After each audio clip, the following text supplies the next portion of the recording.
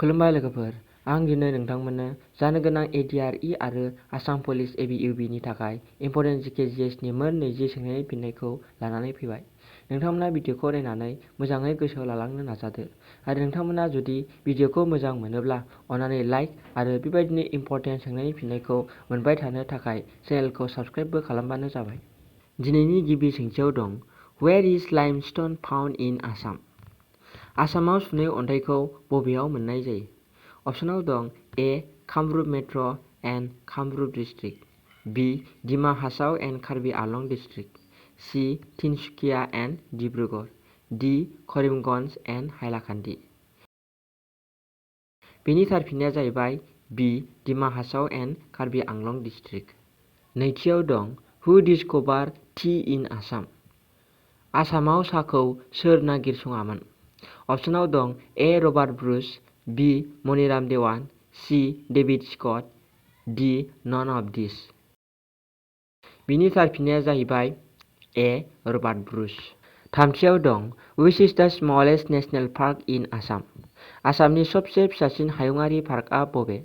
अपसनाव दं A. Nameri national park, B. Orang national park, C. Dibru Saikhowa national park, D. Manas national park.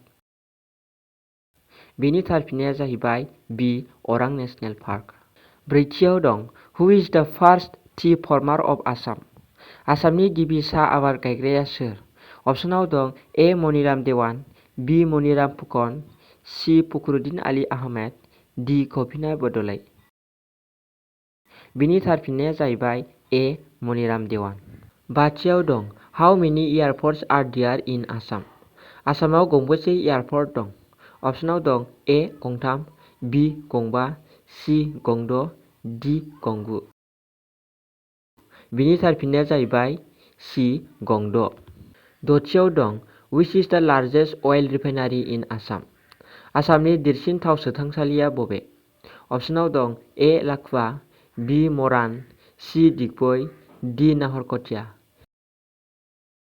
बिनि थार फिननाया जाहैबाय C. दिगबै। स्निथियाव दं, Which refinery is known as Assam Accord refinery? बबे सोदांसालिखौ आसाम एकर्ड सोदांसालि होनना मिथियो? अपसनाव दं A. लाखुवा, B. दिगबै, C. टेङाघाट, D. Numaligarh. बिनि थार फिननाया जाहैबाय D. नुमलिगड़। दाइनथियाव दं, The world's first institute for research on tea is established in साहा आबादनि सायाव नायबिजिरग्रा बुहुमनि गिबि फसंथानखौ गायसनदोंमोन। अपसनाव दं A. Jorhat, B. Tinsukia, C. Tezpur, D. Namrup.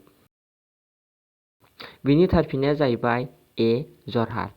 गुथियाव दं, World's biggest dry fish market is located in बुहुमनि सबसे देरसिन ना गोरान बाजारा दङ। अपसनाव दं A. जगिरद, B. Number, C. Guwahati, D. Nagaon. बिनि थार फिननाया जाहैबाय A. जगिरद। जिथियाव दं, Which is the largest coal mine of Assam? आसामनि बबे खनि खैला फोथारा सबसे देरसिन?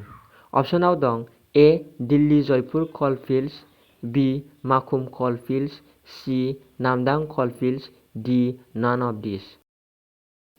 बिनि थार फिननाया जाहैबाय B. Makum coal fields. जिसेथियाव दं, The length of Brahmaputra within Assam is आसामाव बुरलुंबुथुरनि गोलावथिया? अपसनाव दं A. 178 kilometre, B. 220 kilometre, C. 320 kilometre, D. 880 kilometre. बिनि थार फिननाया जाहैबाय A. 178 किल'मिटार। जिनैथियाव दं, In which year Anwara Taimur becomes Assam's first and only female chief minister?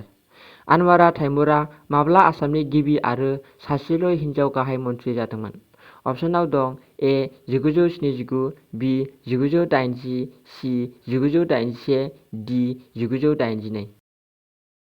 बिनि थार फिननाया जाहैबाय B. 1980। जिथामथियाव दं, Who is known as the father of Assamese prose literature? सोरखौ एसामिस रायथाइनि बिफा होनना मिथियो? अपसनाव दं A. Buddhadev, B. Shankardev, C. अनिरुद्धदेव, D. Madhavdev. बिनि थार फिननाया जाहैबाय A. बुद्धदेव। जिब्रैथियाव दं, Which day is observed as Rhino Day in Assam? आसामाव बबे सानखौ गान्दानि सान होनना हमना लानाय जायो? अपसनाव दं ए 3 जुलाइ, बि 19 आगस्ट, सि 22 सेप्तेम्बर, डि 29 अक्ट'बर। बेनि थार फिननाया जाहैबाय सि 22 सेप्तेम्बर। 15थियाव दं which one is the highest mountain ranges in Assam? बबे मोनसेया आसामनि सबसे गोजौसिन हाजोमा लारि? अपसनाव दं ए पाटकाई रेन्ज, बि नामसा रेन्ज, सि बरेल रेन्ज, डि बेतारताली रेन्ज। बेनि थार फिननाया जाहैबाय सि बरेल रेन्ज। 16थियाव दं Who is the first Assamese to climb Mount Everest? Mount Everest गाखोनाय गिबि एसामिस सुबुङा सोर? अपसनाव दं ए मनीष डेका, बि थारुन साइकिया, सि बिद्युत बरा, ए अभिनन्दन बरा। बिनि थार फिननाया जाहैबाय बि थारुन साइकिया। 17थियाव दं Ali Aye Ligang festival is belongs to which tribe of Assam? Ali Aye लिगां फोरबोआ आसामनि बबे फोलेरजों सोमोन्दो गोनां? अपसनाव दं ए बर', बि गार', सि राभा, डि मिसिं। बेनि थार फिननाया जाहैबाय डि मिसिं। 18आव दं which Assamese poet is also known as दौनि कवि? सोर एसामिस खन्थाइगिरिखौ दौनि कवि होननानैबो मिथियो? अपसनाव दं ए भुबान महन बरुवा, बि बिनान्द चन्द्र बरुवा, सि चन्द्र कुमार अगरवाला, डि गुणाबिराम बरुवा। बिनि थार फिननाया जाहैबाय बि बिनान्द चन्द्र बरुवा। 19थियाव दङ IIT Guwahati was established in the year? IIT गुवाहाटीखौ माब्ला गायसनामोन? अपसनाव दं ए 1992, बि 1994, सि 1996, डि 1998। बिनि थार फिननाया जाहैबाय बि 1994। जोबथा आरो 20थि सोंथियाव दं Who established the Koch dynasty? कच डाइनेस्टिखौ सोर गायसनदोंमोन? अपसनाव दं ए नरनारायण, बि बिश्व सिंहा, सि लक्ष्मी नारायण, डि बलि नारायण। बिनि थार फिननाया जाहैबाय बि बिश्व सिंहा।